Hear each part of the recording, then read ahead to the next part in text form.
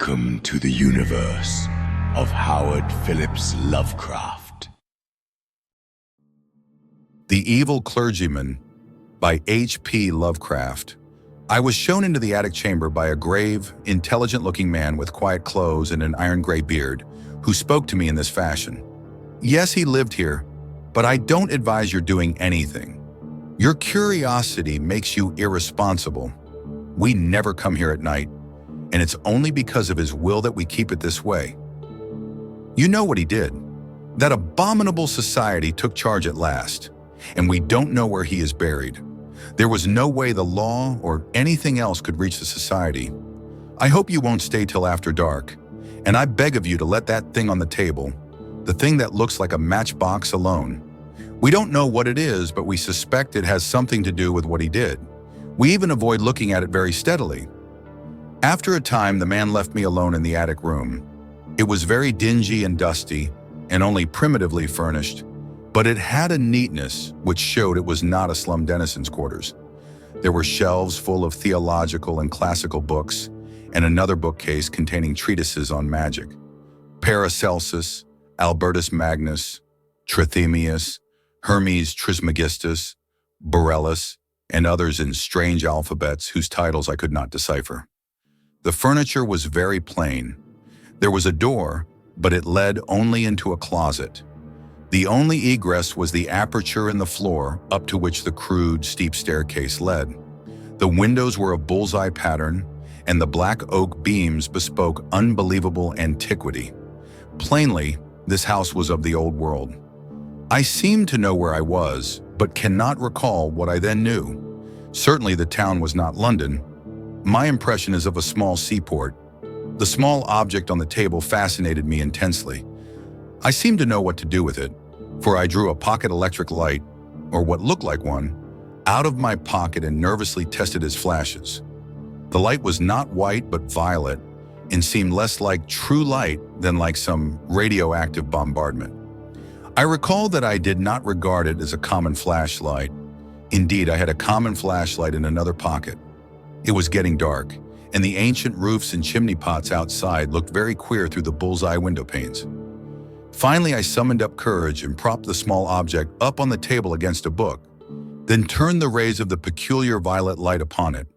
The light seemed now to be more like a rain or hail of small violet particles than like a continuous beam. As the particles struck the glassy surface at the center of the strange device, they seemed to produce a crackling noise like the sputtering of a vacuum tube through which sparks are passed. The dark, glassy surface displayed a pinkish glow, and a vague white shape seemed to be taking form at its center. Then I noticed that I was not alone in the room, and put the ray projector back in my pocket. But the newcomer did not speak, nor did I hear any sound whatever during all the immediately following moments. Everything was shadowy pantomime, as if seen at a vast distance through some intervening haze. Although on the other hand, the newcomer and all subsequent comers loomed large and close, as if both near and distant, according to some abnormal geometry. The newcomer was a thin, dark man of medium height, attired in the clerical garb of the Anglican Church. He was apparently about 30 years old, with a sallow olive complexion and fairly good features, but an abnormally high forehead. His black hair was well cut and neatly brushed, and he was clean-shaven, though blue-chinned with a heavy growth of beard. He wore rimless spectacles with steel bows. His build and lower facial features were like other clergymen I had seen, but he had a vastly higher forehead and was darker and more intelligent-looking, also more subtly and concealedly evil-looking.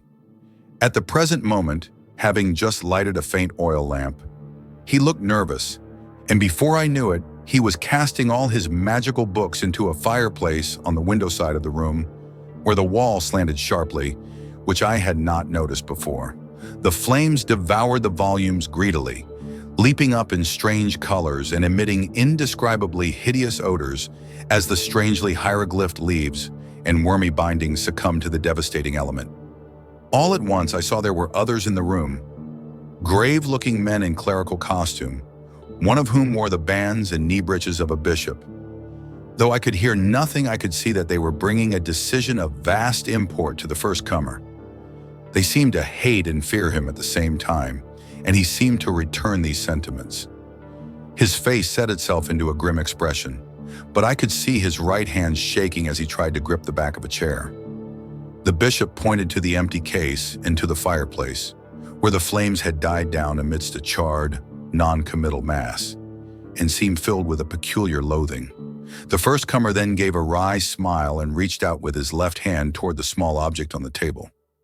Everyone then seemed frightened. The procession of clerics began filing down the steep stairs through the trap door in the floor, turning and making menacing gestures as they left. The bishop was last to go. The first comer now went to a cupboard on the inner side of the room and extracted a coil of rope. Mounting a chair, he attached one end of the rope to a hook in the great exposed central beam of black oak and began making a noose with the other end. Realizing he was about to hang himself, I started forward to dissuade or save him. He saw me and ceased his preparations, looking at me with a kind of triumph, which puzzled and disturbed me. He slowly stepped down from the chair and began gliding toward me with a positively wolfish grin on his dark, thin-lipped face.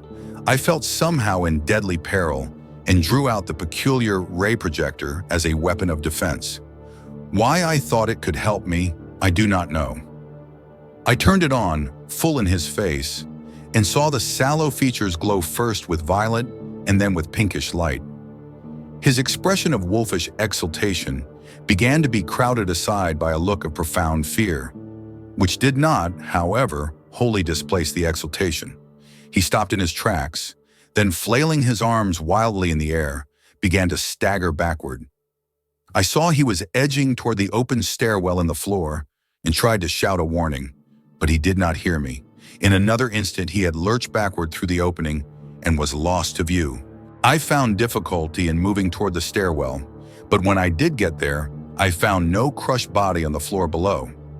Instead, there was a clatter of people coming up with lanterns, for the spell of phantasmal silence had broken, and I once more heard sounds and saw figures as normally tri-dimensional. Something had evidently drawn a crowd to this place. Had there been a noise I had not heard? Presently, the two people, simply villagers apparently, farthest in the lead saw me and stood paralyzed. One of them shrieked loudly and reverberantly, "Ah! It be a kaiser! Again?" Then they all turned and fled frantically, all that is but one. When the crowd was gone, I saw the grave-bearded man who had brought me to this place, standing alone with a lantern. He was gazing at me gaspingly and fascinatedly, but did not seem afraid. Then he began to ascend the stairs and join me in the attic. He spoke. "So you didn't let it alone?" "I'm sorry. I know what has happened. It happened once before, but the man got frightened and shot himself. You ought not to have made him come back. You know what he wants, but you mustn't get frightened like the other man he got. Something very strange and terrible has happened to you, but it didn't get far enough to hurt your mind and personality. If you'll keep cool and accept the need for making certain radical readjustments in your life, you can keep right on enjoying the world and the fruits of your scholarship. But you can't live here, and I don't think you'll wish to go back to London. I'd advise America. You mustn't try anything more with that thing. Nothing can be put back now. It would only make matters worse to do or summon anything. You are not as badly off as you might be, but you must get out of here at once and stay away. You'd better thank heaven it didn't go further. I'm going to prepare you as bluntly as I can. There's been a certain change in your personal appearance. He always causes that, but in a new country, you can get used to it. There's a mirror up at the other end of the room, and I'm going to take you to it. You'll get a shock, though you will see nothing repulsive."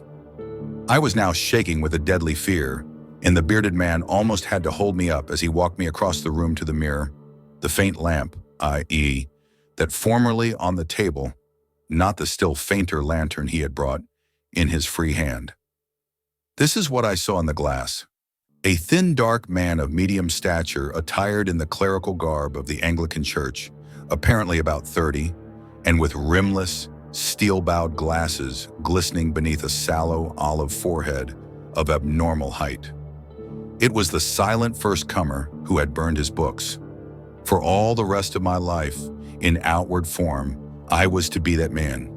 The end.